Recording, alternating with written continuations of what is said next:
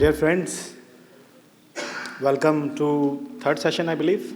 So on behalf of the Muscat chapter of ICAI, I welcome you all for the third CPE session, if I remember right. So the session, I welcome also our speaker, Nanda Kumar as well. And before it goes further, I invite CA Ashwani, Chairman, to speak a few words for formally introduce the session. Good evening and a warm welcome to all of you. So today we have a session on lean management by Mr. Nanda Kumar. And welcome back to all our members who have come back from their vacations and are getting in the groove. The CA chapter is also getting in the groove. So we saw our previous session was on 1st July, the CA day. And today is the last day of the month. We'll see the speed, the momentum pick up now as we go along. August might still be a little slow because we should be having the Eid break in August. But then yes, now we'll be starting in our sessions very well. Some announcements before we begin. So 7th of August, next Wednesday, we are planning to have our next CPE session. As soon as the speaker and the topic gets finalized, you will be receiving the notification of that. We will also be commencing our Saturday half-day sessions. The plan is that we have these half-day sessions on different kind of topics, IT security, BCP, risk management, insurance, or IFRS standards, taxation, the taxation changes which are happening. Today there was a news that the VAT will be postponed to 2021 in Oman. So, but we are planning these sessions. Do let us know if there are any specific topics on which you would like to have any sessions, or you would like to take up some sessions on your field of expertise for the members. So do let us know. We are planning some family events, some quiz sessions, competitions, Onam, Diwali parties, and some sports events also for members with families. You will be hearing from us soon on this front. One more initiative, new initiative which we are taking is we would ask you to save the dates 19th to 24th of December. We are planning an international tour, possibly to Turkey, for our CA members with their families. So this will be a new initiative, will begin this year. You will receive again the details of the tour, the itinerary, the expected costs and these details. Last year we started a new initiative giving awards to the top scorers in the commerce stream in the Indian school here in Oman. And we would be doing this again this year in a bigger way. We would do it along with a CPE session for our members. So we wanted our members and these commerce students also to interact. So we felt it was a nice way if they can interact with you and take inspiration from the chartered accountants who are working here in this country and come towards the CA, select chartered accountancy as their career option. We are, CBFS, Dr. Rajesh is here. CBFS is planning to start CPT course, or they intend to start the CPT course for new students who want to take up the CA course. We would urge chartered accountants, experienced CAs in this country to come up as volunteers if you would like to take up any sessions. So if you're interested, please let us know. 10th and 11th of October, we have a school event, Avenir. That's also a career counseling event for students, school students. And we would be getting some career counselor from ICAI India. We launched our LinkedIn page on 1st of July. That's also a nice way to be in touch and to be in touch with a wider professional group from the finance, accounts, and the related fields. So if you have not already become connected with the CA chapter LinkedIn page, do get in touch with that.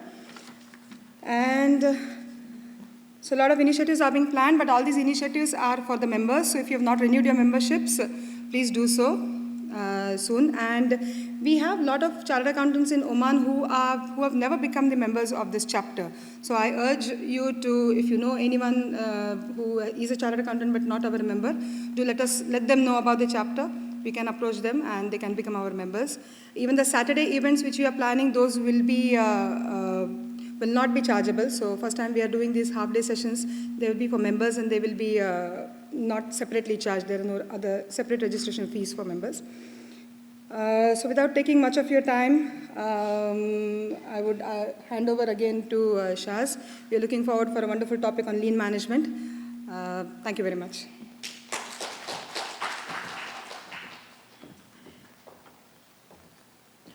Thank you. And if I pick up, some of the things, I still pick up the holidays. So I've just been back actually yesterday, and the topic itself is so refreshing. I was last week at the tower of, Leaning Tower of Pisa. So I can probably correlate. Still my holidays are on. So thank you very much for choosing this topic. Friends, we may need to introduce the speaker formally. May I invite CA Manish to come forward and please introduce the speaker formally.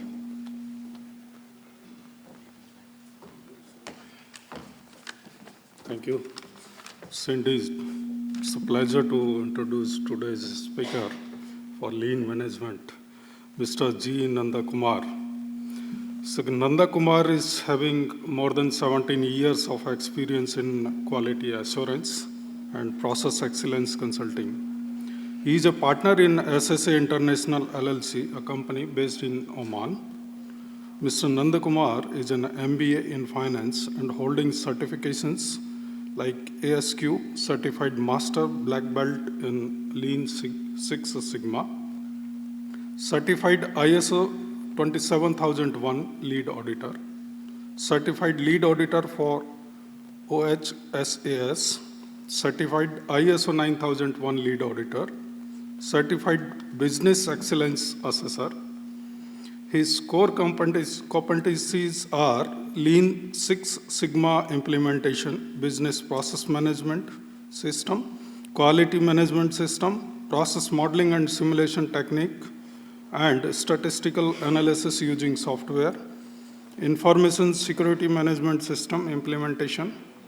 He has several accomplishments to his credit. He has implemented quality management system in over 50 companies. He has consulted companies for information security management system implementation.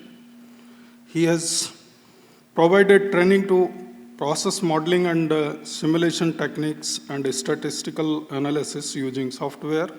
He has also implemented business process management system. He has trained more than 600 green belt in Lean Sigma management, 400 yellow belt in Lean Sigma management, and 50 black belt in Lean Six Sigma management. With this brief profile, I welcome in and invite for his presentation.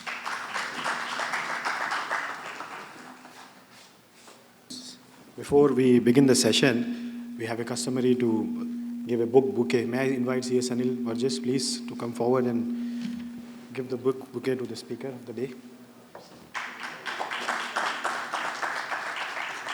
So friends, this session, the stage is all yours, Mr. Nanda Kumar. The only thing which I look forward, the management, how to make the Leaning Tower straight. Okay, thank you very much.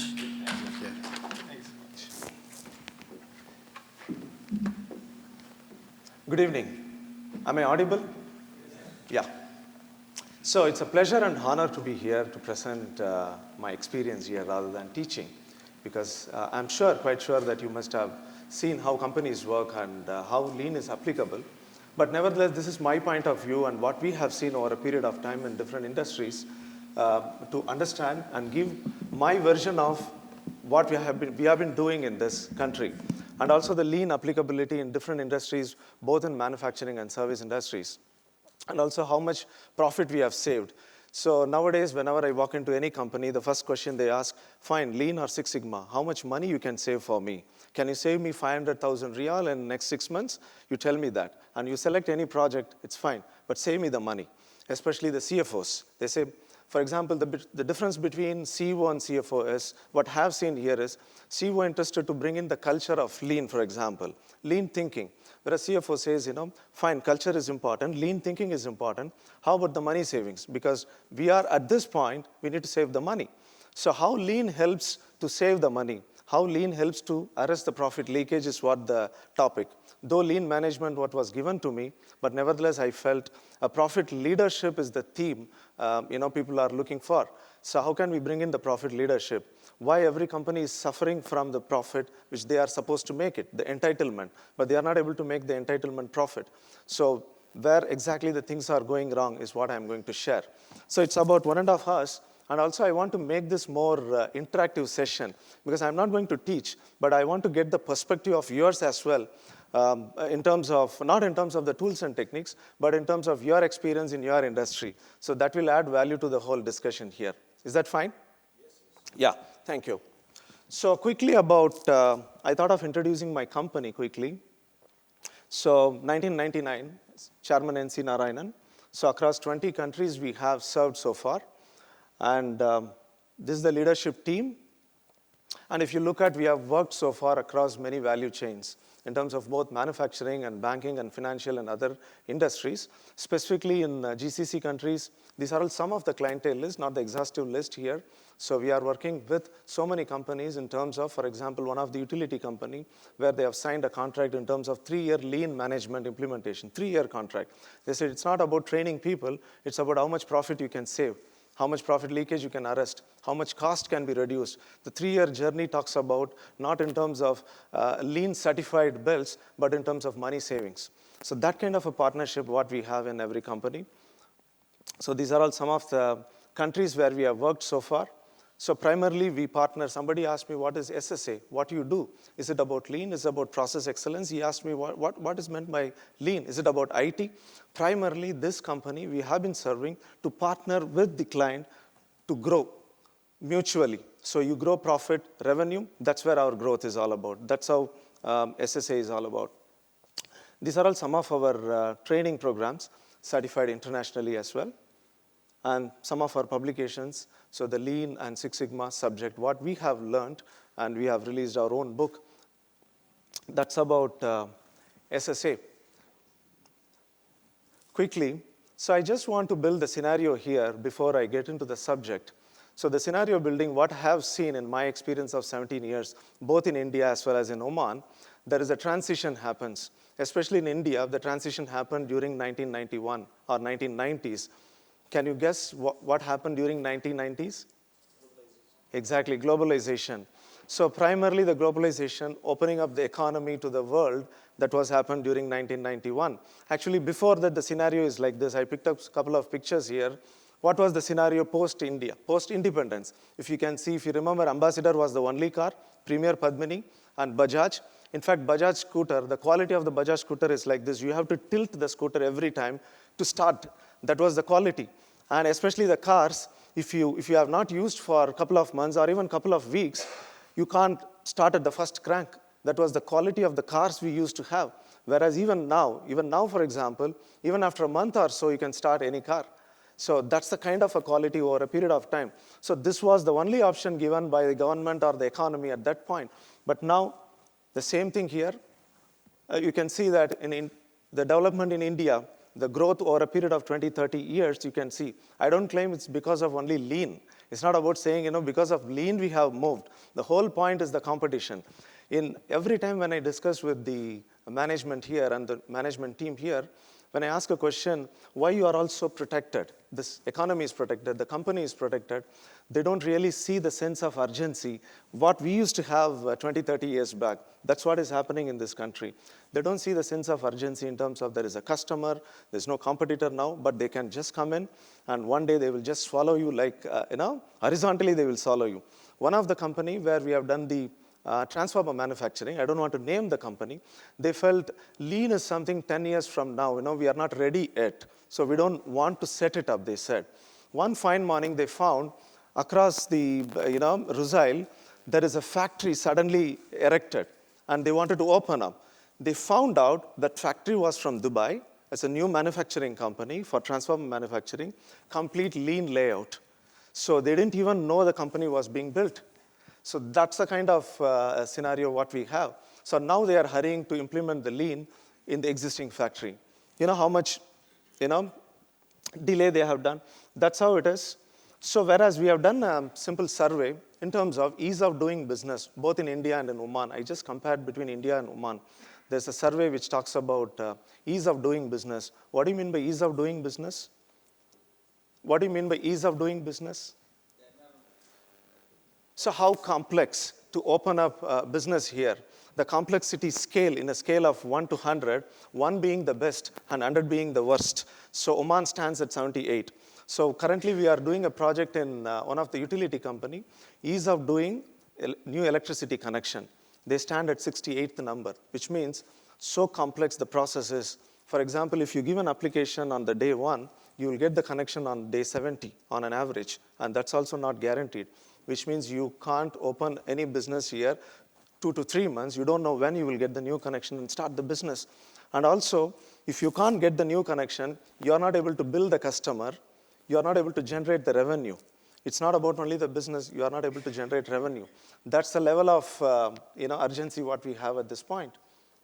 So this is the ease of doing business survey talks about, 68 is the score. So complexity, when we say, I just want to interact because that is more relevant to the subject I'm going to share. When we say complex, what do you mean by complex? What do you mean by complexity of business? What way it is complex? Complex is not, it is not, at one, at one site, or maybe as you said, to register the company, there is no standard, you have, SOP, standard procedures. Yeah. 1, 2, 3, if it is there, he will say, you go to the ministry 1, 2, 3, 4, he will say 4, 5, 6 you bring tomorrow. Then he will say 6, 7, 8. Then he will say maybe it will go 20. Correct. So what we have seen in this company where the moment you give the documents, they go through the documents. After a week or so, they will say, there are other set of documents. The primary reason being they don't know what set of documents to be collected, how to check it. They keep asking. By the time, you submit the documents, it's about a month or so. And then you go back for approvals and so on and so forth.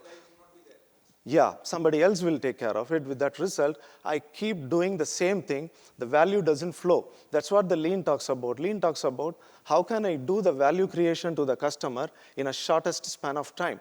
Why shortest span of time? Because lean tells you do minimum amount of things and do more.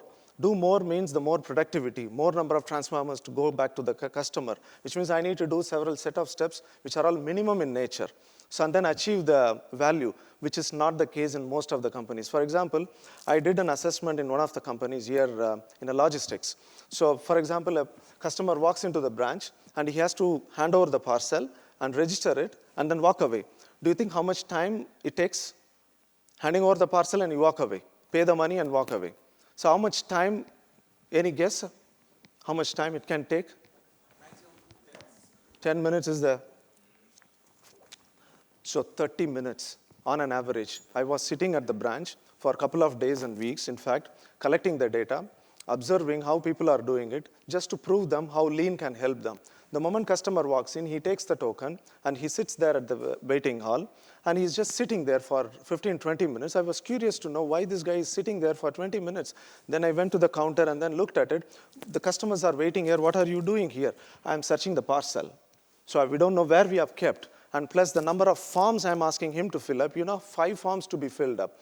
So I started questioning, why 5 forms to be filled up? Can you challenge this forms? Then I said, I can challenge these forms and reduce it to 1. They said, I can't agree. Why? Because somebody asked them to do those forms to be done, so I can't just take it away. With that result, he has to do 5 forms to be filled. And believe me, the 5 forms, I kept it like this and then list out all the activities here. 80% of the information, you keep repeating it in every next form. I said, this is what you are doing it. So now we have simplified. We have developed an app, which means you as a customer, you are already registered with the company. You don't need to fill the form every time. You just key in the details. By the time you go to the branch, 80% of the activities is done. So you just go and drop the parcel, pay the money, come out of it. That's what the lean says. Do minimum amount of activity and churn out more number of customers to be addressed. Am I making sense? So that's what the lean is all about. Do less. Don't do any waste. That's what we are talking about. So it is just to give you a thought. And if you can see that India is now here. And over a period of time, in 20, 30 years, it will go up. That's the expectation here. And primarily, this is a thought process we have procured. Here, what I have gathered here, 1/3 of the population in the world contributing to the 2/3 of the world GDP, whereas 2/3 of the population, what we have, China and India and other countries here, contributing to 1/3 of the world GDP. It's irony, right? It's contradicting, right? We have a lot of human manpower we have, but we are not contributing to the world. Why? Why is it so? That's a question, right? It's not about lean I'm talking about here primarily. I'm setting the tone. We are not effective. So in West, they say, they are working for 5 days and they are very effective, whereas we work for 24/7. I also carry laptop at home and keep working. But the effectiveness of what I do is less than, the time I put in. That's where the whole challenge is. So these are all some of the, challenges now people are going through here. I think you can draw a parallel here, what I have gathered. You can see the low efficiency process, depleting margins. Everywhere people are saying, I'm not able to get the margin what I estimate. Most of the companies, the project management companies especially, they estimate a profit at 12 or 13%. By the time they complete the project, they make losses. So that's an irony. Why? Because I estimated at some point, a percentage of profit, whereas when I complete, I'm not able to meet even the estimated profit. So that's a challenge. The moment I ask a question, who is responsible? Why you are not able to make profit? At least 5 different directions people show the blame. Because of procurement, because of planning, because of design, and where should I start? In fact, I should start from everywhere, which means the process is not systemically designed. That's what the whole problem is. That's why people are able to show reasons. I'm not responsible because of design. I'm not responsible because of procurement. This is how the processes are linked. So lean doesn't talk about functional process. Lean talks about value chain process. I'll show you an example during the case study presentation. I've brought some of the case studies to present to you as well. So that's where the challenge here is. So the changing the rule, of course, these pictures I haven't selected. Pardon me if the picture is not aligning with the discussion here. It's our curriculum department which shows the picture. So the point here is why I've brought here, this has been sufficiently understood back home in India in terms of buyer's market and seller's market, which means currently it is a buyer's market, right? It's not seller's market. I can't command any price. Whatever the price the customer can accept is the price. Especially Oman nowadays, they are realizing it, but the realization is too slow, and also the implementation is also too slow. There's a lethargy here. Still, they haven't realized that it's a buyer's market. It's not your market.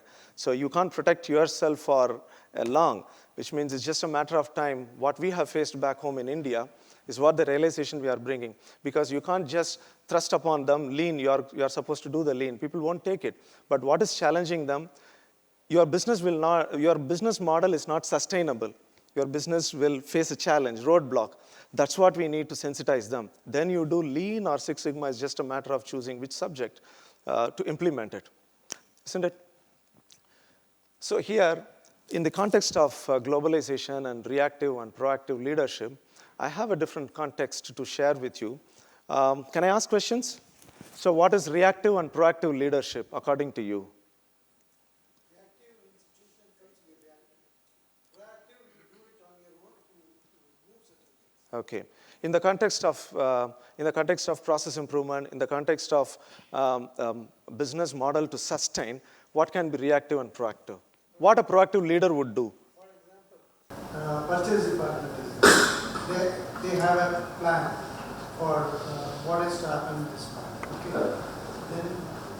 Then there is a production department which has to receive something from purchase department. Now, proactive can be like production department can wait for certain things to happen and then raise alarm then. But they can be proactive by keeping customers interested and doing it in advance. Correct. Certain things. Right. That's a context. So primarily, yes, sir. Sorry. Okay. Comes to Oman doing the business as you said. Yeah. Now what happened earlier, there was systems, procedure and so many things were there. Now they have ministry has changed and now online and 1, 2, 3, invest easy. Yeah. Right.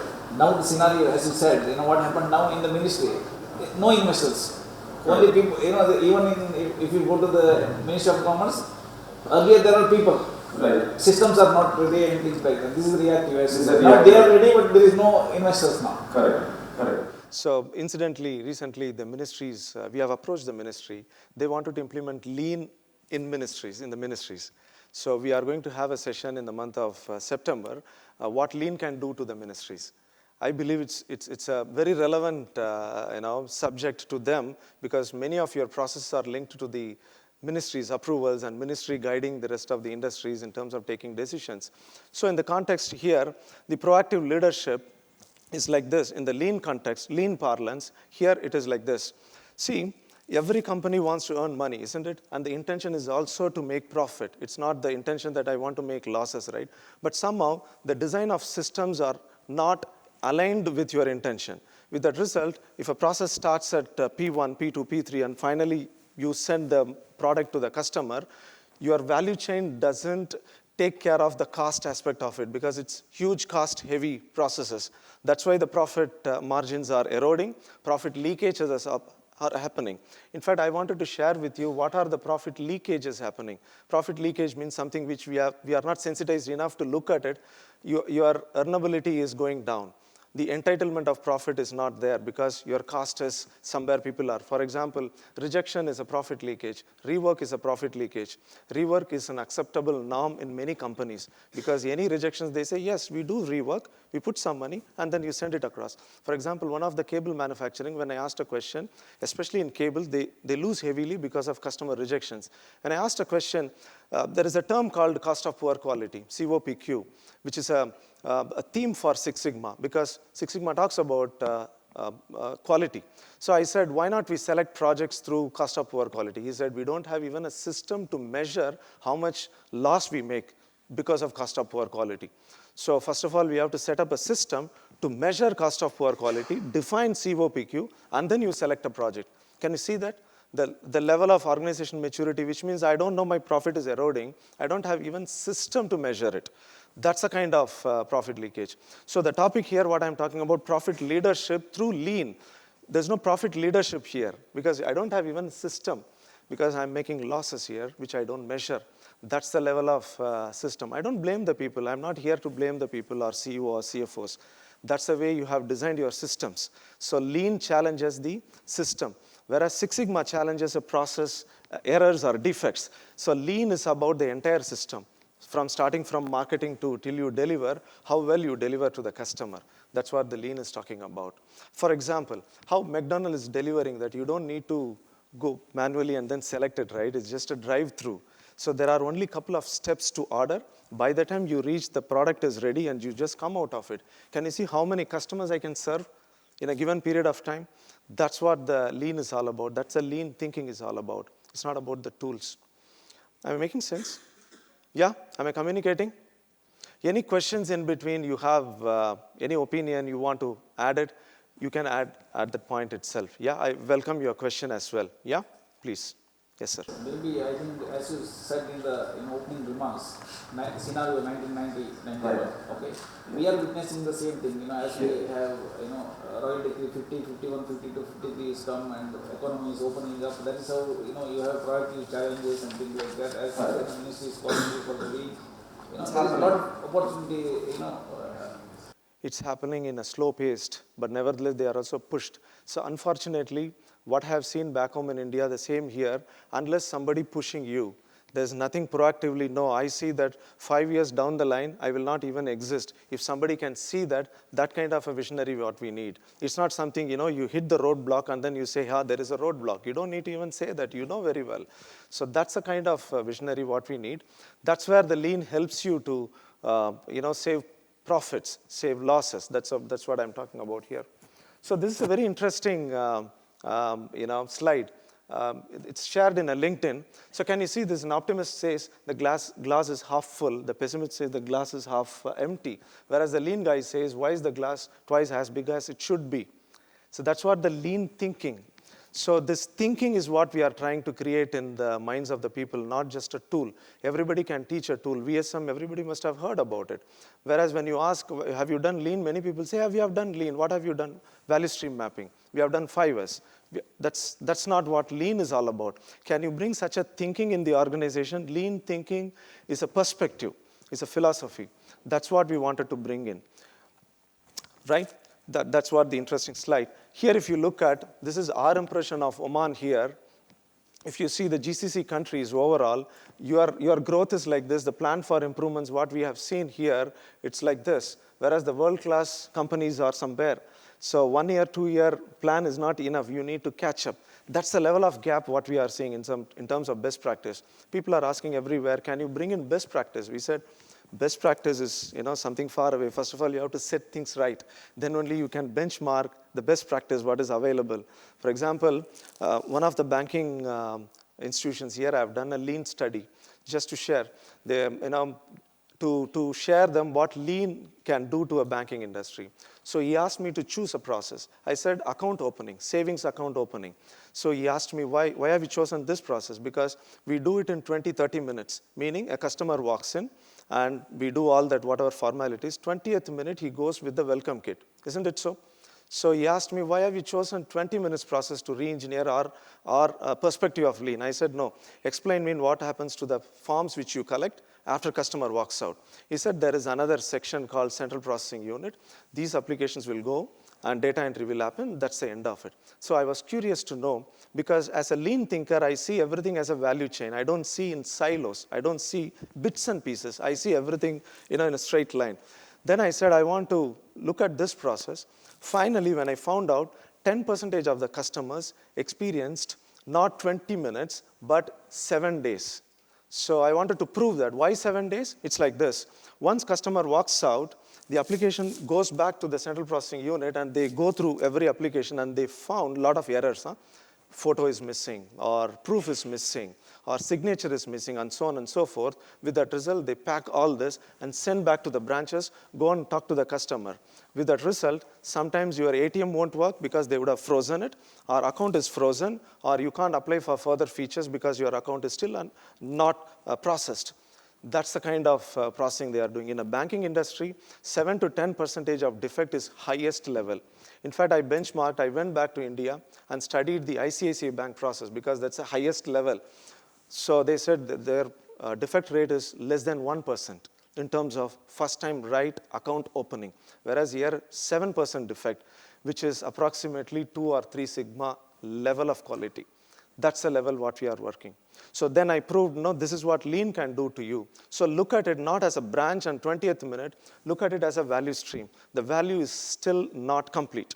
That's the lean thinking is all about. Don't look at it in silos. So here, since we are talking about profits, I need money, right? So the profit definition according to us is there is an entitlement profit. Entitlement is you are supposed to earn that profit. I have seen many companies, there is a demand, they have capability, but they are making losses. It's very strange, right? Demand exists. One of the cable wire manufacturing company, we did a study to tell them whether the market exists or not. There's a huge market here in UAE, and they have a capability to manufacture, but they are making losses continuously. That's a very weird situation. Your capability should reflect in the form of delivering it, right? Whereas when we got into the details, they said the design is wrong, they haven't understood the customer requirement. Sometimes they pack the material not as per the specification, the size. They packed something else and sent back to the customer. Sometimes the packaging itself is damaged. You name any profit leakage, they have done everything. They have exhausted all the profit leakage opportunities, and with that result, they decided to sell it off, the company, because now there is no cash flow. There's a revenue generated, but you can't collect the money because customer is penalizing you, and you can't regenerate the cash and put it in the company to sustain. So ultimately, you need to close down. That's the level of visibility what they have. Am I making sense? So what I'm saying, they are supposed to earn profit, whereas the actual profit, always the challenge in every company is entitlement profit is less than the actual profit. Why? Because you are not able to generate that. That's the area of concern what we are saying. Why the area of concern? These are all some of the examples I have picked up. You can see that delivery not met, inventory is piling up, accountability, debtors increasing. Many companies, especially the salesperson, is interested to close the orders. And when he closes the order, he doesn't care about the credit worthiness of the customer because his KPI is driven by number of orders and the value, right? Sold. But the problem is when I sell it to the customer, he says, I don't have money. And with that result, invoicing is increasing, whereas The cash is not coming back to the company. So how can I run the company? So now the dilemma is, can I continue? Can I continue to sell it? Can I pump in more money? No, you can't do that. The sales guys used to fight with the operations, why not you accept? With the CEO, they fight with, why not you accept? With a minimum amount of credit terms. So it can't work because that's the way they are working. So what we are saying, if area of concern is, what are the areas of concern? You can see the technology and methodology and management. These are all some of the areas, whatever I have spoken up until now, you can summarize in these categories. There's a method. The logistics example, what I said, the branch, they walk in and then they hand over the parcel and go. That's a methodology is weak. That's the reason why they are not able to churn out as many as customers. And the technology. Even the company, it exists for 20, 25 years, 30 years by now. They don't have even an app for the customer. So they haven't even invested in a simple app technology where customer can key in the details. Before even I can come and collect the parcel, I can say what time I can come in, and the parcel can be retrieved. By the time you walk in, the parcel is ready to be collected. You don't need to stand in the queue. It's a very simple technology-driven process. So they haven't even envisaged such a benefit. That's the point here. So here, it's very interesting. This is from Toyota. So whenever we talk about lean, we cannot skip Toyota to mention, right? Toyota is still talking about, it's almost 50 years by now. And they have introduced lean to the world, right? Toyota Production System, known as Toyota Production System. They are still talking about their cost of production is very high. We want to relentlessly pursue to reduce the cost of production. Or different manufacturing units in US, there is no guarantee that they will get the order because the cost of production for different units are very different because they are hunting where the cost can be reduced. So that's what Toyota says. And think about the kind of organization we are running, and the cost is so heavy, people are still looking at where the cost can be reduced. Recently, in one of the companies, they said, forget about lean as a project, take the financials and look at 12, 13 overheads we have, choose 5 or 6, the top one, and reduce the cost. One of the cost is a very popular one. Can you guess which cost we take it? Cost overheads? One of them. Which overhead? So of course, that I can't touch it. So anything in the value chain, anything. Yeah. Then a non-manufacturing, yes, we did. In a manufacturing, energy. Energy is an important cost. I have brought the case study as well in terms of energy cost, very high, especially the peak and non-peak periods and how they manage the manufacturing where peak period, how much to load, and non-peak period, how much to load. Nobody cared about it. Nobody looked at the bills, how much they charge, how the demand pattern is, how much, nobody looked at it. So this is not about tools, it's about the thinking, right? Lean talks about anything you waste. In personal life, we don't waste anything more than what we are supposed to, right? We were talking about one of the guys, I was having a chat with him about the Omantel here and versus back home in India, how much they charge. So here, how much they charge is a very expensive, item here, whereas in India, it's not. So when it comes to personal, we are very sensitized enough to look at it. I waste money. Something which I do, it waste. Whereas when I look at it in an organization, we don't look at waste. This is one of the profit leadership issue which we found in company. People are not owning the financial perspective because it's only the agenda of CEO or CFO. It is not percolated down the line. Everybody owns a share of the value of money, which I am supposed to save or not supposed to waste, which is still not a agenda for the shop floor level. It's still agenda for the boardroom level. But that's primarily the reason why they don't look at the cost as an important angle. So primarily the improvement kata, it's a Japanese term, Toyota kata. Kata means the karate term, right? There is a particular way. It's called the muscle memory, what we call it. Muscle memory means muscle has certain memory. It does it, without any prompting, you prompting it. It's a second nature. That's how the muscle works. Here, the muscle, what we are talking about is an organization which does continuous improvement like, kata, which is continuously, relentlessly, you pursue to find the desired condition. The definition is beautiful. Systematic pursuit of desired conditions to achieve the value. That's what the definition of kata. Systematic pursuit of, systematic means there is a structured way of approaching the desired condition. Desired condition means the best way of delivering value to the customer and no wastage. That's what kata means. Yeah, that's what Toyota does it. And of course, that's a Toyota history, you know that. How many of you know the Toyota production system? The birthplace of lean, right? So, there is an interesting perspective about the Japanese, why they are always considering the waste is of highest importance, because they don't want to waste, Japanese as a country, they don't have any natural resource. They can't waste. Because in India, for example, we have abundant resource. When you have anything in abundant, there's a mentality that whatever you waste doesn't sensitize you. You are not sensitive enough to see it. Whereas a country like Japan, where the scarce resources, anything which I spend, I need to use it optimum level. That's the mentality with which they come. That's why most of their techniques, tools, if you see, it's all very generic and there is no formula in it. It's the way to understand, it's a way to think. That's why the West and the East is very different. Six Sigma came from West, whereas it's a formula, statistics. It talks about numbers. Whereas if you look at lean, it's about the thinking, right? The best way I need to do. If I have to reach here, I need to find out a couple of ways. The Google Maps shows that, here you take 20 minutes, here you take 30 minutes. So I should obviously choose 20 minutes, right? That's the optimum way of reaching. That's what the value chain is all about, which is the best way to do. The challenge is, what is the best way? That's where the lean tools, the value stream, and the thinking, etc., helps you to understand. Yeah? So here, the balancing trick, what we are saying here is the cost of delivery and versus the value perception by the customer. So unless the value perception by the customer is more than the cost, meaning that whatever I pay, I feel, a lot of value addition you have given me than what I paid. That's the kind of, I think most of you must be having iPhone, right? If I'm not wrong. Yeah, and it's so expensive cell phone, isn't it? But you perceive the value is more, right? That's the reason. That's a value perception you create in the minds of the customer you have.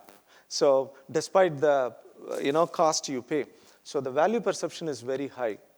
That's why the customer prefer you over the others. So whereas the Deming says here, it's a very interesting philosophy here. Transformation levers, one is the speed of response. That's primarily come from the lean thinking, and the zero defects, which is primarily coming from the Six Sigma and employee involvement as part of the journey. This is just to share with you. So many companies, nowadays we have taken a couple of companies to go through the assessment of whole value chain. They are saying, we have designed this process 20, 30 years back. In fact, Deming said, if you have not looked at your process in the last couple of months, which means you don't know what you are doing. That's what he made a statement. Meaning, if you have not looked at the processes defined just 2 months from now, which means you don't know what you are doing. Think about it. Now, many organizations here, 15, 20 years the process designed. Nobody challenged over a period of time. There is a story about lean thinking, and somebody asked me to do so. That's why I'm doing it, kind of. Somebody, one person observed, of course, this is a story to convey the message. So somebody was writing in a piece of register, nothing seen, nothing seen. Every day, the register captures nothing seen. This guy keeps doing it. So somebody is curious to know, why have you written nothing seen? Because that's what I was asked to do it. So I didn't see anything. So I've written. So, but I wanted to find out, why have you written? So I don't know, I was asked to do. Okay, the previous person. So he couldn't find out. Then later everyone said, the person retired at 65, 70, 80 years, he's still alive. And you can go and find out he was doing this, during 1940s, etc. So then when he asked a question, when people asked a question, there's a person who is still writing nothing seen. Oh my God, still they are using it. During 1940s, there was no sensor or camera or something like that. Enemy warship cannot be seen. So, by any other system. So manually somebody had to go to the top and then see, okay, nothing seen. That means you are not in danger. So still people are carrying out. The war is over and every technology you have, but the role is still exists and people go and do it. This is what? This is not just a story, huh? The 5 forms which I asked, right, which I asked the company, why are you filling up 5 forms? I said, please don't touch this, because I said, who can take a decision? Let's go to the branch manager. He said, no, I don't know, because I've been doing this. Then who can take a call? Can we go to the product manager who designed this process? He said, I have been doing this. This was the previous case as well, so I can't take any call on this, so I have to continue. It's exactly like a nothing scene, right? Finally, one fine morning, a new branch manager came and he said, he heard about the solution. He said, he scrapped all the forms without asking anyone. And then he made one form, what we suggested, let me do it. And he did it and then introduced it. This is not a story what I shared, right? This is the real time case what I have seen in many companies. People keep doing it. Nothing seen continues. This is how people do it. So that's what, the trusting the old process, expecting new result. So that's what the challenge of lean. So this is just a thought process, guys, for you. So willingness to change is a strength, even if it means plunging part of the company into total confusion for a while. So many people, they don't want to rock the boat because they don't want to face the resistance from the people, right? So since I'm in a change management consulting, it's not about just lean. People don't just accept because, okay, you are a lean master black belt. That's not what my qualification is. People don't accept. It's a change management. I want to ask a question, since you are all experienced, definitely, you must have seen why people resist. Why people resist change is the question. Sorry, yes, ma'am. Fear of correct, fear of unknown, yes. Correct, it's a status quo. I'm comfortable here and I don't know what it means to me. So yeah, fear of unknown, comfortable, yeah. Uncertainty, yeah, we don't know what, uncertainty. Yeah, redundancy. What else? Why people resist to change? Yeah, attitude. So attitude, fear, primarily people don't know, what is in it for them. So it is starting from the shop floor level to it's not only the middle managers and the shop floor level. What I have seen, even the management level as well. People don't want to. People are holding to it because we don't know what will happen. Somebody will check. There is the fear is not unfound. The fear is very real. Sometimes, we find a lot of issues in the company. This guy goes and tells the management, let's say senior manager, let's say he goes and tells the management, I have so many profit leakage issues, etc. If the management asks back the same question, what have you done so far? Why haven't you unearthed all this? That's a fear they have because you have exposed him. It's not something he's leading it. So these are all the management challenge we face when we consult. So it is like a management participation as well and give the confidence to the people, okay, fine, up until now you have done something. Now change. If that kind of a change management is not there, that's why certain lean implementation is not as successful as it should be. It's not about the tool, it's about the way you dealt with the tool. For example, our Modi introduced that, the currency, what is that? Demonetization, right? Of course, I don't want to debate with you. You are the expert here. Demonetization is good or bad. But as a layman, I know only, something which is good. So how he executed it, how people have executed it is important than the intention itself, right? By the way, demonetization is good or bad? Silent? Sorry? Still witnessing. Oh, still you haven't, you are not judging it. So since you are an expert, so you are not judging. I'm a layman, so I have no background of it. So I say it's good. So the point is how you execute is more important, such a lean management. So here, coming back to that, setting the tone. This is the scenario where every leadership to know and sensitize and tell the people. Now, a couple of slides I'm going to talk about what is profit leadership, because the theme of this particular discussion with you is profit leadership through lean. So I need to earn profit and lead it through lean. How lean helps, of course, we'll keep talking about it. So this is our experience and journey, and this is our definition of profit leadership through lean. So profit leadership is a holistic approach to enhance profits by focusing on the value delivered to the customer through optimum value stream, engaging everyone in the organization. So it talks about how the value is delivered to the company. Couple of questions to you guys. Of course, I've seen many value delivery, value chain. So the interesting, curious question is, what is value to the customer? You are all chartered accountants, right? So assume your profession, I'm taking it. You know, in your profession, what is value? What is value you create to the customer? What his expectation from what he wants is met. Okay. Is what is the value? Okay. Expectation is met, that's a value I create. Any other, what is the value? Wealth creation. Okay, that's a different perspective. You create wealth to him by whatever means and ends. In the sense, you have your own. Value is, you see today, Sorry. issue price is 10, today market price is, 1,000. So you have created this is called value creation actually. So there was an interesting statement when, in fact, I wanted to do CA, but I didn't pursue in the sense I chose a different line. Instead of CA, I chose MBA, and then I changed my line. I'm a commerce background and got into this consulting. Primarily, you see only engineers in the consulting, especially, manufacturing areas. But nevertheless, I adapted myself over a period of 17 years to consult. So, but when I was inquiring about CA, wanted to know about it, what kind of an opportunity exists. Is it MBA or CA? Somebody said what a CA is. So it's like this. So somebody asked a question, how do you read a financial statements? How do you enhance profit? He said, you tell me how much profit you want, rest of them I will fix it. So that's what CA, this was, in a funny way, commented about what a CA is, what you need to do. So you fix the profit and rest of them I take care of it. So that's not the way it is. I'm just saying, how it is. So. Oh, yeah, that's why I avoided it. So it cautioned me. Yeah, sorry, sir. It is the synergy, like 10 plus 10, you want 20, but somebody like you as CEO, CFO says I want 200. Correct. Then this is called synergy, not numbers. Correct. Correct. That's where value comes in. Correct. That's a value creation. Is that the only definition? You create value. What else? What is the value creation? What is the value addition you do to the customer? So take another example, because understanding a value is important to understand the lean. Lean primarily talks about no waste and create value. So in creating the value, don't create a waste. Meaning, there are two terms we use. One is effectiveness, one is efficiency.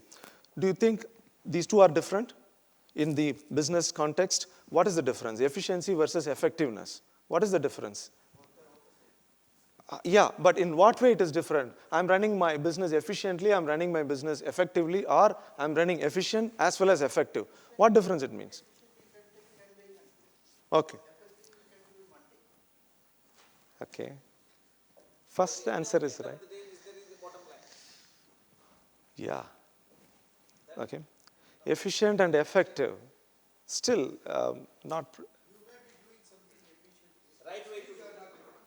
Okay, what's the definition of effectiveness in the context of, there is a customer, I'm here the provider of service, and now the question is effective and efficient. Sorry. Oh, okay, that is effective. Okay, how about efficient? Efficiency is a process through which you establish a process and say that I can do this in the most efficient way, this way, a particular way. Okay. But those processes may not lead to the expectation of a customer because different customers are different and their expectations are different. Right. And your process of efficiency may not meet those expectations. So they are not effective. They are not effective, okay. Okay, so yeah, you're right. What he said is the results meeting. So it's like this. So efficiency and effectiveness, what I have seen. So for example, one of the oil manufacturing company where there are different manufacturing lines, each different product, and they wanted us to study, whether this manufacturing line, we have the cost of production is very high. Can you study? So the cost of production involves primarily the raw material and the manpower and how much I produce in a given period of time. I was standing next to the line and then observing how many people are working. There are 15 people standing at various stages of production. And I was curious to know, some of them are not doing anything primarily. Most of the time, they were just witnessing what is happening. Every bottle moves, he was watching. There's a label sticks, and he was watching. So I was curious to know, why are you watching this? It anyway moves. It's in the conveyor belt. It's an automated process. So he says, if the label is defective, I need to stop it, and then I do it. The other person, he says, if the cap is not fitting properly, I need to stop it and then adjust whatever and then move it. I said, this is not part of the manufacturing process, right? So here, then what we did, there are 15 people in that manufacturing line, and obviously the cost is very high because there are defects. So we did a Six Sigma project on those touch points of defects and removed those people from those areas where they were managing and then put it in another manufacturing line where they needed. So the efficiency is, customer is, you are meeting the customer requirements, no defect passed on to the customer. That's effective. Whereas 15 people instead of 10 people to work, that is efficiency way. That's the difference. So Lean talks about it. That's why Lean talks about it. When you remove errors, when you remove defects in your process, obviously the process speeds up. That's why the time element always talked about in Lean, I do it much faster. Because if you remember 15, 20 years back, earlier, you all know that we used to go to the bank to open a bank account, right? We all did that. So later when HDFC came and others, they said, before the coffee gets cold, your account is opened. So they are conveying that, that's the time I need, I can just open the bank account. That's the speed. Why the speed has been achieved? Because I have reduced all the wastes in the product and service, which I myself created it. You know how we used to withdraw the money? We used to go to the bank and take a token, sit like this, wait for 20, 30 minutes, and then when your turn comes, you sign a piece of slip, and if the signature doesn't match, they ask you to sign 3 times because they wanted to ensure that you are the person, and then withdraw. All this crap, because I have understood the value creation very wrongly. What is the value? You need money, the time and date, wherever you want. That's what the value customer expected. But I have created my own process and then said, this is the value creation. That's not the value creation. I have not understood what is the value to the customer. That's why Lean specifies what is the value. The intrinsic value of a customer is, I want my money. It's not about 8 o'clock to 5 o'clock where you work, I need money. I need money at any time. This I have not understood. So I created a business model the way I want it. That's why understanding the customer value is the start point in creating your value chain. That's what Lean talks about it. Am I making sense? Yeah? Yeah. I think most of the time, the current model, the way businesses are being set, for example, the way the distribution is taking place. Now, a lot of costs which happens in distribution are just moved away by digitalization. Correct. But in this world, nobody can stay without looking at that cost. Correct. Otherwise, you are out of business. Correct, you are out of business. That's what happened to Ambassador. That's what happened. No, it's not a question of waiting for a decade to be out of business. Now we will be out of business in 2-3 years. So that is the kind of deception that is happening. Correct. Fast, so it won't take that much amount of time, right? So, of course, competency and employee. In fact, one of the utility company which we are training now, a lot of green belts in Lean, and the program is still running. I am conducting a program. And the kind of energy and participation they have brought. In fact, when I landed in 2014, I was a bit skeptical in terms of the locals and their way of dealing with. I know how to deal with Indian in terms of pushing things and getting things done. It's known to each other. How can I do it with Omani here? So we had a challenge, and I had a challenge in terms of dealing with them, because it's not about the subject which I am teaching. There are 2 issues we faced in terms of they should like the subject. I can't keep them for 5 days, 8 hours a day and 40 hours, you keep talking about it. They just walk away. They don't like, even after an hour, they say, they raise their hand, I need a break. That's a level. And second is about their buy-in level in terms of, yes, we are ready to do. So far, almost 150 people we have trained in that utility company. Almost 40 projects we have done. So far, successfully, 20 of them are return on investment based. It's a pure money saving based. And the enthusiasm level they have brought to this particular initiative is amazing. I've never seen such a company. In fact, many companies where they are very lethargic, they are not participative. What is the uniqueness of this company, which I observed? Everybody is having a KPI. They are driven by KPIs in terms of you need to get certified, you need to be a black belt, green belt, whatever, and you need to do a project at least and save at least this much. It's been given to all of them. And they are running behind, and even if we don't run a particular batch, they say, please include him. 20 people. We used to say, tell them, no, more than 20 we cannot handle because it doesn't work. No, I have a KPI. Within the next 2 months I need to achieve, take them. So KPI drives like anything. This is what GE did. Though Six Sigma as a subject came from Motorola, but GE popularized and implemented company-wide implementation, the very term they brought it, company-wide implementation by GE. So everybody's promotion depends on the level of project you have done and contribution you have brought to the company. So this is the point what I said, profit leadership. Who owns the profit leadership? It is about CEO, because the moment you say leadership, CEO, CFO, or CXOs, right? No, it's not. It's everyone. How can I drive? It's not about the designation. Do I have a KPI about my profit? In my company, my KPI is about how much profit I earn from every project and how many projects we complete in a year. This is what my KPI. So I always see how many resources I provide, how fast I complete and move to the next project. So this is basically more of a cultural matter, because when you bring that culture, that's what I said when you are talking about proactive and being reactive. So you have to bring in that culture, that whatever I do has to be customer-centric, and I need to be proactive. Correct. So that comes only through culture. Correct. Culture, yeah, culture building is what we are doing exactly. It's not about the lean tools. In fact, I don't focus much of the lean tools and techniques and Six Sigma to show them in these companies, just to provide them the culture and thinking, the buy-in. Yes, we got to do it and we accept. That's what we are talking about here, primarily on the competency. So far, good. Can I continue? The pace is fine. So I didn't ask about whether the speed at which I speak and you are able to follow me, right? So I don't need to reduce, right? Fine now. So profit leakage. Profit leakage is the subject we are dealing with in every company nowadays, where the profit leakage happens and why profit leakage is not even sensitized enough. That's a module I'm going to deal with. Primarily what we are saying here, marketing, sales, and that's a value chain.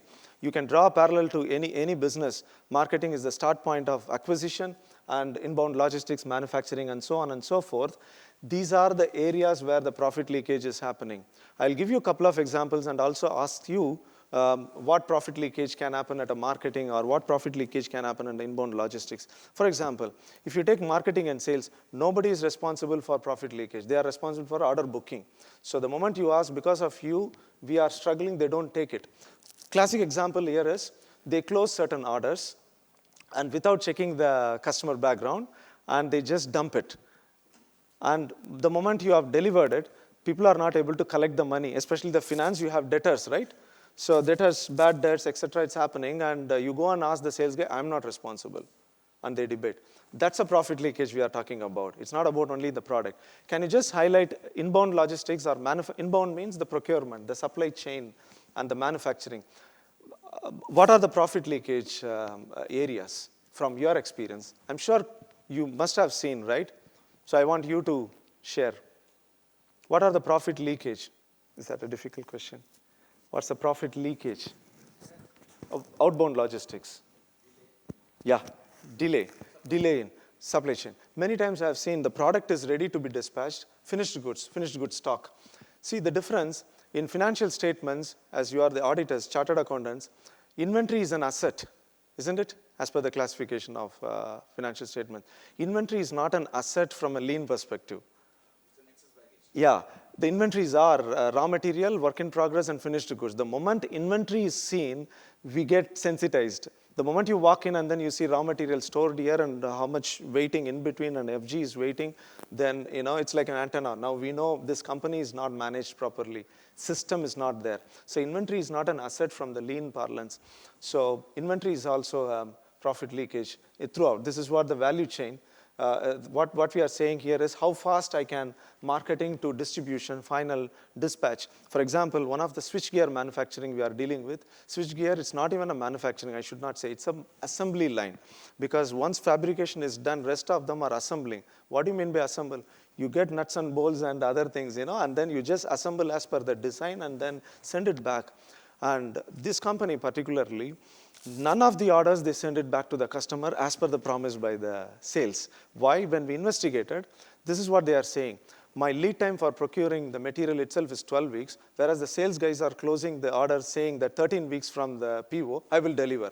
That means it's a Perennially, it's a problem, right? You can never meet the dispatch requirement at all. This is how they have been running. And they are not able to collect the cash because you don't dispatch on time. On top of it, they pay penalty. So this is how they have been running. Okay, what is so great about it? This is a known. The whole problem is, with the profit leadership, none of them are responsible for the losses. The moment CEO said, nothing doing, we are making a lot of losses, henceforth, any penalty, any loss, I will deduct from your salary.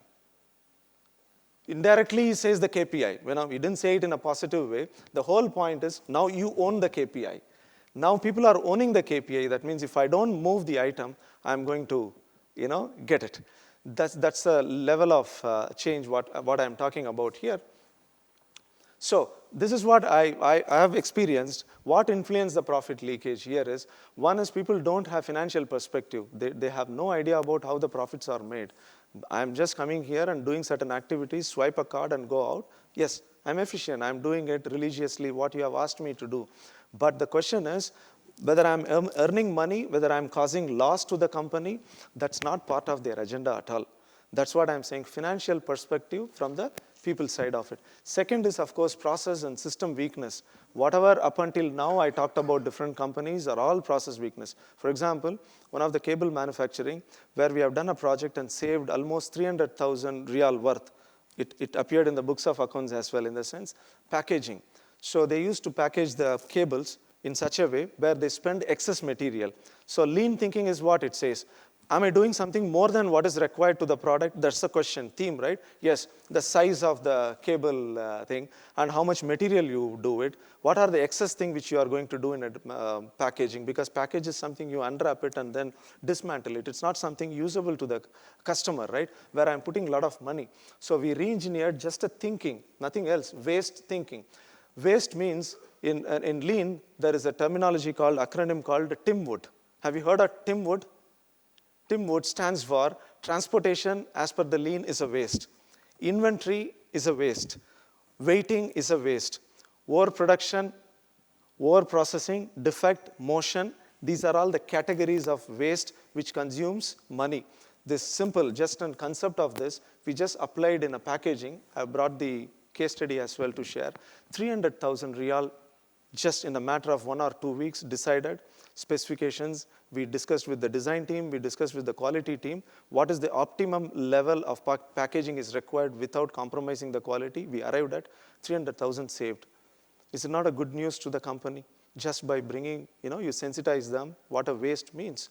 That's the power of lean. I can cite an example. And finally, people awareness and accountability. Unless you make them accountable, profit leakage is with the board agenda, not with the people's agenda.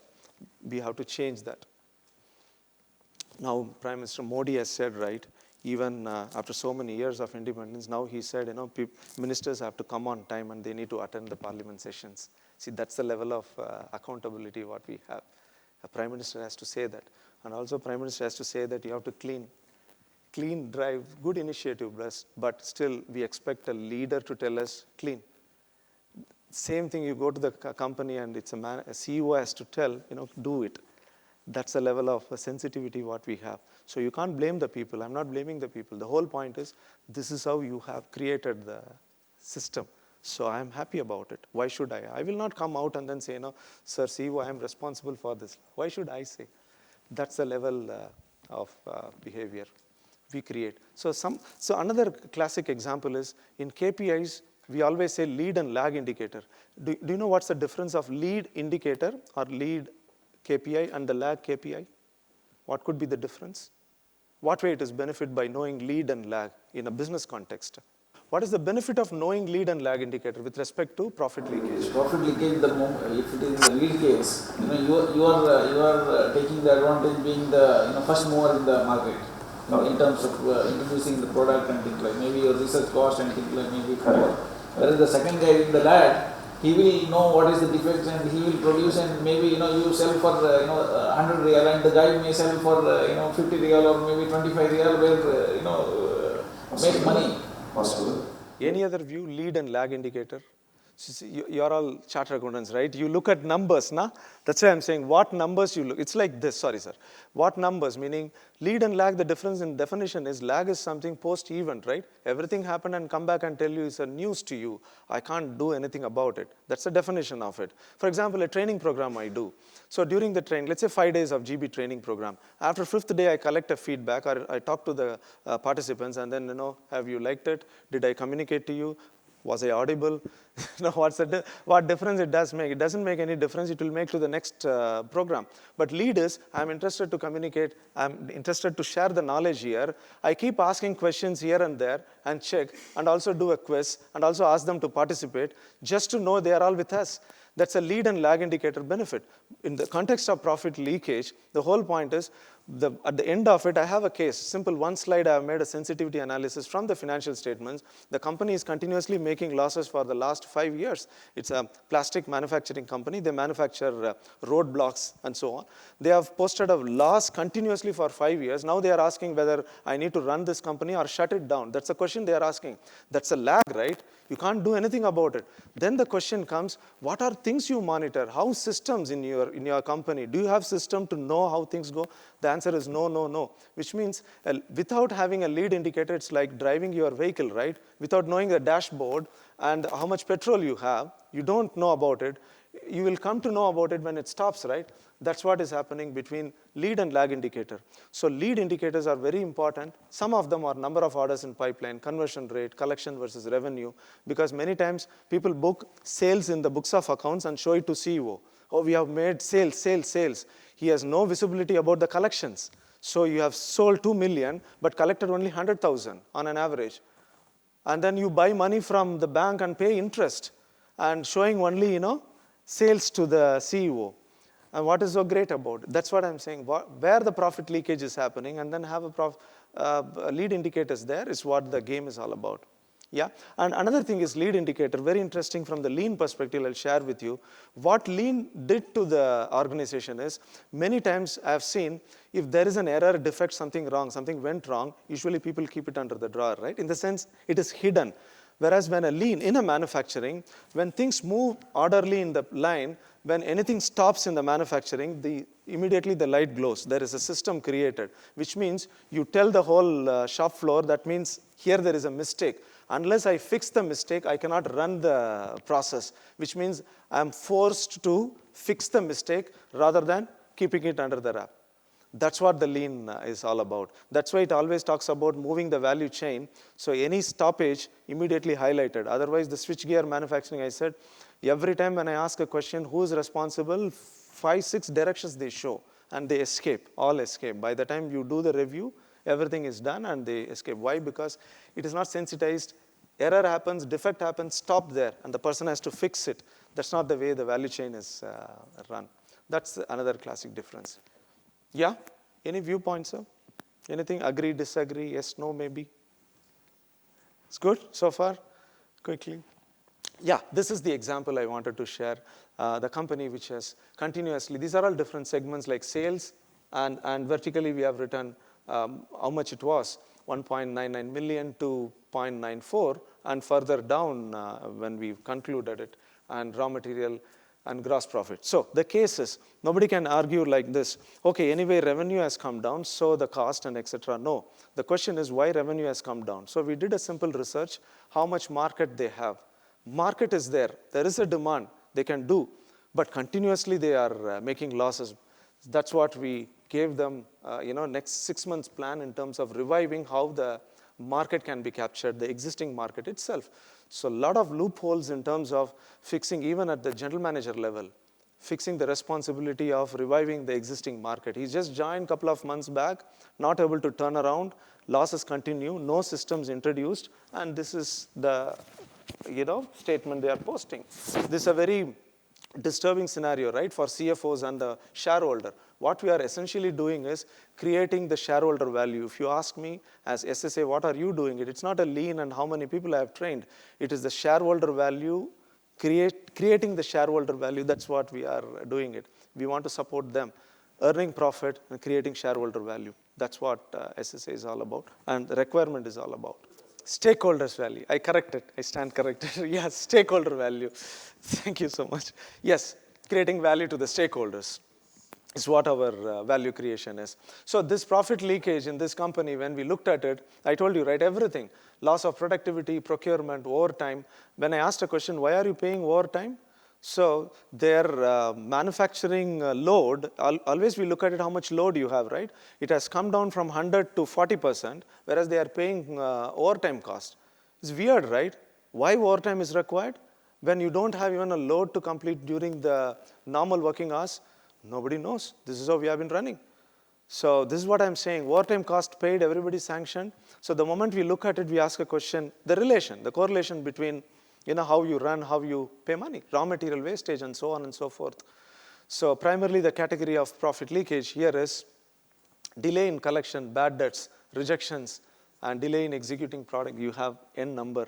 And most of the companies, the disturbing fact is you will find all of them are present. So that's how the systems are, unfortunately.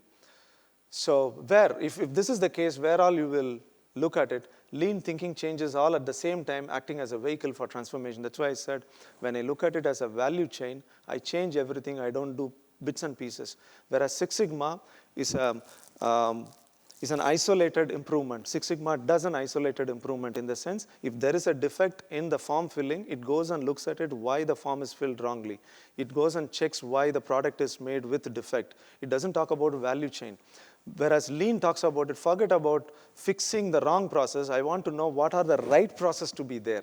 And then remove the unwanted process you don't want to improve. Because the 5 times the forms they fill up, that process itself, if I have to automate and make best automation possible and no errors, retaining the 5 forms is stupidity, right? Remove those 5 forms. Lean says that's not a value adding. Remove that. Don't improve a process where it is not at all required. That's what the Lean says. That's why the speed is achieved. That's what we are saying is a system thinking. Deming only introduced the term called system thinking. Not everybody is having a system thinking. They have a silo thinking. I have my own process start and end. This is what I do. System thinking is the example which I said, the Lean. I learned from Lean. So the moment you tell me a particular case, the bank example, I didn't look at it as a branch start and end point, customer walk in, walk out. Can you see as a system where it starts, where it ends, how it can affect the rest of the processes? If your account is not opened, you can't withdraw money, you can't apply for other feature. Can you see all other interlinkages affected? That's how you need to look at it as a manager managing a process. That's not the way looked at. So I just wanted to convey, this is Juron's trilogy, which means what he says, quality planning, quality planning, quality control, and quality improvement is what he coined a word about quality. He says how to execute a process, how when you execute, find out the improvement opportunities, and then plan for improvement. I'm just drawing parallel to our discussion here. If it's a profit leakage, what are the levers with which you can look at it? Profit leakage planning doesn't mean plan for profit leakage. The whole point is where all the profit leakage is happening. Planning, find out where the controls are weak, and then find out the improvement opportunities. That's what I could draw parallel from what the quality guru has said. So we can look at it that way. So of course, this is about SSA's approach. I just wanted to share a couple of case studies quickly. Is it real? Have we implemented it? If yes, how was the scenario before and after? I just wanted to highlight another 10 minutes. Is that fine? Quickly. Manufacturing, yeah. This is just to show you how it was. So this is the assembly line, the switchgear manufacturing assembly organization. This is how they used to. So they used to search for material. This is how organized. So that's a level of involvement. So then we brought them to, this is one of the important, initiative, like we bring all the people together and then tell them, sensitize them how well we are organized in a one single workshop. So they all know how they are connected like this. It's called brown paper mapping. So typically a brown paper mapping, if you Google, you will find out a lot of information. This gives a perspective to the people. Many times I've done at least 20, 25 brown paper mapping in different companies. At least 50 to 60% of the people have said, I've never looked at my organization like this. I didn't know my organization functions like this because I'm only a procurement guy. I procure, release purchase order, and walk out. I never looked at the way we deliver. So brown paper mapping is an important initiative to identify improvements. That's a tool or a technique or a workshop we do. Identify the profit leakage areas with the buy-in of the team. And can you see this manufacturing lead time, fabrication and other. There's a Form 2 and Form 4 different products, 30 days and the value add is only 12 days. That's what we wanted to unearth. 30 days you convert a product, raw material into product, whereas only 12 days you add value. The question is what happens to the rest of the 15 days? And you find n number of reasons why it doesn't move. And you can see that now we have brought this, the assembly chain here, the DB box, the distribution box, switchgear box, everything will move. Earlier people used to move around. Here they generate something and the next order and then the next order. The chaotic way of running the manufacturing. Now everything moves. If a box stops at a particular place, everybody questions because I can't bring in another order here. I need to fix and then move. That's the value chain we have brought. And this is just an example. If anything stops, the light glows. If there is a red, the plant manager walks in why that is a red, which means it's not moving. There is a defect. Who has caused it? So making it visual is one of the ways for lean management. So visual boards we have brought. So we know what is happening. People don't hide. They address issues. And this is how the line looks like now, a lean. So, and now you can see that where the line stoppage happens, we investigated it at different levels. And we did a Kaizen. Kaizen is a small improvement project. Identify what are the delay contributors. And then you can see the line here, lean assembly line. And you can see with product, how does it move? And then you can see the before lean and over a period, first pass means no defect, it keeps moving. And you can see 18% to 80%. And also in terms of days, 23 days to 4.5 days. That's a possibility of lean. It's absolutely possible. This is another case in terms of packaging cables, which I talked about, how much percentage we have saved, almost 250,000 real. This is a real number, validated by the finance guys. Service industry case study. This is the inventory. This is a logistics company where they store a lot of inventories, stamps, receipts, and baggage, necktie, which is tying the bag, etc. In fact, they had a budget of 450,000 to invest. So when I inquired why you are going to buy this, do you have past consumption? The answer is no. Do you know how much you issue, how much they consume? The answer is no. Do you know who is authorizing the inventory? No. Which means you have all the box, you have said no, no, no. How are you going to invest 450,000 in? Let me find out. I investigated it, and then I found 250 or 250,000 worth of inventory already exists, but they have plans to buy another 450,000 worth of inventory. The question is here the accountability. When I asked who is accountable for inventory, is it procurement? He said, no, no, I just procure. Stores? No, I just get the material, issue. Go to the finance, if you ask, no, no, we just signed the check. And who is accountable? No, nobody is accountable. There is no fix. So that's the process we have fixed and we saved. That's what we have listed here, 334,000 worth of money prevented from spending. That's what the lean, which means you have already inventory. This is a electricity case. This MADC, of course. You can see that A, B, C, D are the different stages of processes, and each one taking how many days is given. Total, if you sum up, it comes to around 65, 70 days. A new connection, if I want to start a business and get the connection, another 2 to 3 months, working days, which means 3 months. 3 months, I am not going to get the connection. Think about it, how fast. This is the case for Al-Nama. We are working with them. Guys, that's about it from me. Any questions, any opinion you want to ask, any questions you want to ask, I welcome. I'll answer whatever possible. Any correlation TQM and total quality management and this lean management? See, TQM talks about speed and defect and employee involvement. These are the levers TQM talks about it. Particularly the lean addresses the speed, it talks about it. But lean is a methodology.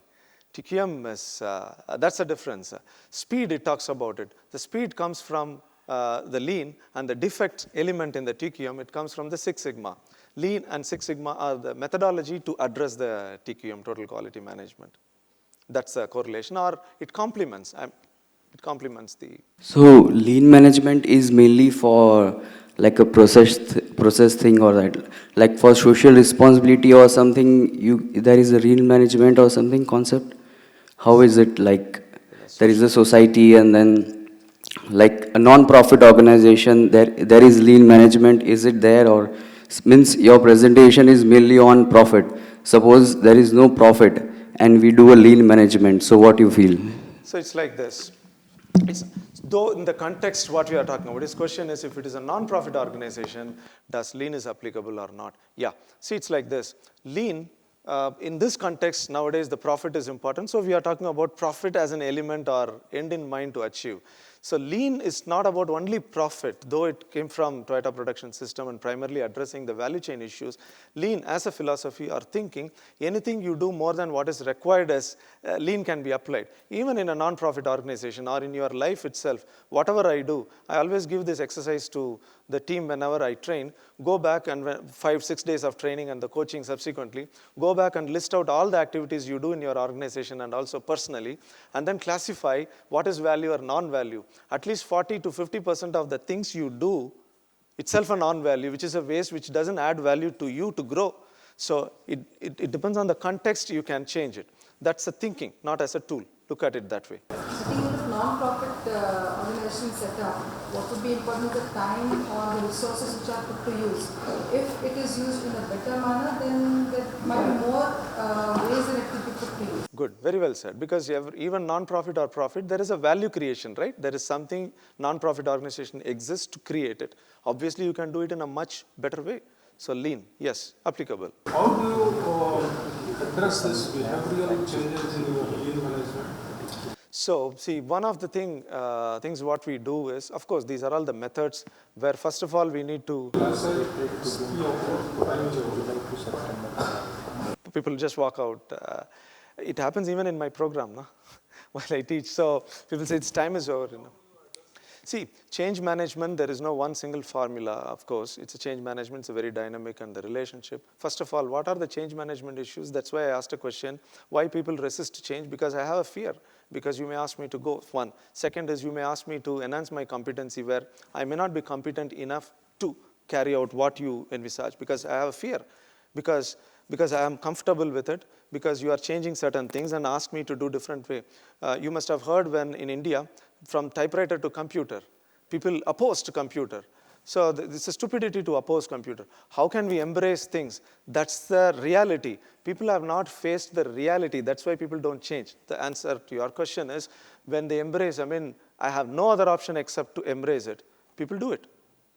Otherwise, people will not do it because it's a problem like, it's a sustenance, right?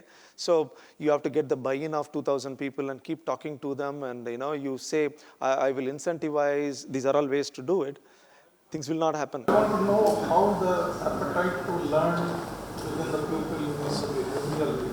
How do you address this thing? How you educate? How you educate people to change, Or right? how you bring people on board? Efficient to educate or to make them learn or appetite to learn. See, in one of the organizations, if I cite an example, how they can buy in and then take more. Yes, I want to do it more. In fact, the branch example, the logistics which I have given, where people resisted to change because I don't want to change because these are the ways to run. So the moment you say, before this is the scenario, and the same thing I'm helping you to do it in a much better way to deliver what you are supposed to deliver, it helps you to deliver much better than what you deliver. The moment they understand, and that's what they do, and also the management supported, yes, this is what we wanted, people started talking about it. With the result, everybody talks about it. This is a kind of scenario what we have created, and people started buying in. This is a slow process, but nevertheless, these are the ways to do and address to them, and also share with them, talk to them, and it's not something, change is something bad to you. Change is something inevitable to you. We need to sensitize them. It's a process is to change. This is how we do. But I think the change, when you talk about change, as a group when you try to do it, for example, you know that there are people who are in the system, then the commitment levels are correct. And the acceptance levels are also, because each of them support each other to get into the required thing. So if you do it individually, it may not happen. But if you do it collectively, most probably, So, success rate. Right. One of the companies where the the support versus it's a business excellence team. We are part of the business excellence team as an external consultant, and there is an operations team. Operations team, they don't like anything coming from business excellence. So we found out why they are resisting. They wanted to improve, and anything you propose, initiative, they say we are doing already. So the whole thing is, then we understood, they felt, we are going to take away their credit. They are contributing to the organization, plus they do take initiative. Second, anything you say, we are going to do lean initiative. You are bringing a term here and then say, we have brought it. So these are the things they didn't want. The moment he said, forget about lean, we don't want to bring in. It's not something I propose and you do it. Can I support you? You are doing certain initiative, let me be part of it. Rather than saying, I lead it, you be part of it. No. The moment we changed the style of dealing with them, now they are coming along and then saying, hey, we want this to be done. And can you support? You put some people, train them, etc. And we are okay with them being projected it. Ultimately, we wanted to contribute. The moment you changed it, they started cooperating with us. These are all very dynamics. You need to understand the behavior and deal with it. Anything else? I'm done. Thank you. Thank you, guys. Thank you very much for a wonderful session. May I invite one of our committee member, new committee member, actually subcommittee, to give a formal vote of thanks. Sorry, I'm missing it. The memento for the session, for your hard work and appreciation. Yeah, thank you. Please come, CA Farid.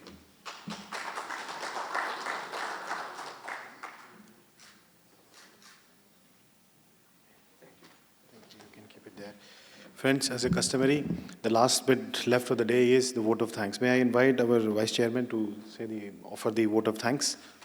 Thank you, Shahnawaz Khan.